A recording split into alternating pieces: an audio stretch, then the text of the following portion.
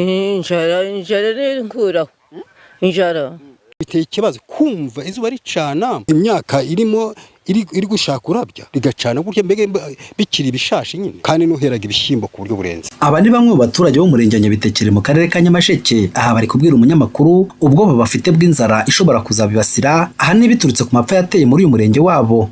Mu gihe indi mirenge yose imvura iri kugwa bo ngo ntabwo baheruka imvura kandi imyaka bateye yatangiye kuma. Aba baturage ku bw'amabura kindi bahitamo kuramira amatungo yabo bakarandura imyaka yumiye mu murima akaba ariyo bagaburira amatungo. Aba mu gahinda kenshi babwiye TV na Radio 1 uko nihatagira igikorwa vuba aha baratangira kujya gusabiriza. Twishwe n'amapfa, twishwe n'inzara, ibyo twahinze akabemba karumye, none ubu ngubu turi kwibaza tuzajya hehe se ko no muri Kongo twajyaga guhahira y'ibitoke tutakibasha kugerayo, ubu inzara igiye kutwica. Soya zarumye, ibigori byarumye, ibishyimbo byarumye, amatomate yarumye, tangiye kumera amapfa, izuba rishukurira cyane, imvura ntiyongeye kugwa na gatoyo. Icyo niyo kibazo dufite, bikaba byerekeza ku kirero ku mapfa y'inzara ku buryo niryongera gucana icyumweru abantu bajya gusabiriza bataza basabiriza.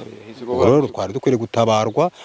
injara rero nkuraho injara nkuraho gute se ndaryikisha ko nari kwinginga gurira mwana kanshoromera tuboka none ukabura uje harumye imvura ndayo tubayeho tupfuye nabi injara ratumara ariko gera gute se wowe uzabona urabona bizanye so kurandura amapfa tugiye kujya nyine nayo inzara nawe urabibona inzara twinjiyemo rwose ababona inzara igiye kutwica igiye kutumara. Ubwo rero nk'ubuyobozi nkamwe mutuvugane mu bajyaje ikintu batumarira roka n'ubukene no kuzasabiriza nta kindi gisigaye kuri twe ahandi iri kugwa ahubwo sinzi icyo twebwe twacumuye ku Mana. Biri kuma ndagira ngo nshyire tungo riryeho ubura biranduye ndabiranduye. Ibishyimbo twagezaga ku misi mikuru kuri 25 twarabiriye ariko ubu ngubu urabona nta kuzirwa ubu turokurandagurira inka ibiguri ndetse araho muri bugere pfa ku mazi ngiyo njyo za Nyamirundiho ho bararandagwe cye birarenga kuko harashyuha cyane ahantu hegereye umwe. Twebwe rero nagahinge gatoya kubera ubutaka bwacu bukonja cyane hano nyine. Iyo umuntu agiye mu murimo wagiye kurandura imyaka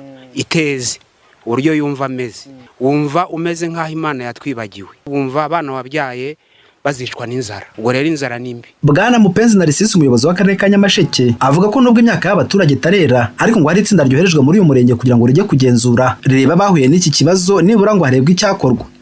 Ntabwo biragera igihe cy'umwero iko turimo turagira kugira ngo tube twakura ko igihe baba bateje bagira ibibazo by'inzara. Yego naringize ni ab'Inyabitekeri abatazeza bitewe na rirazuba hari cy'akarere kazabagobokaho. Turi gukora raporo twohereje y'itsinda rijyayo kugira ngo rirebe ibishobora kuba bitazera n'ibindi hanyuma dukore igenzura riteganya igihe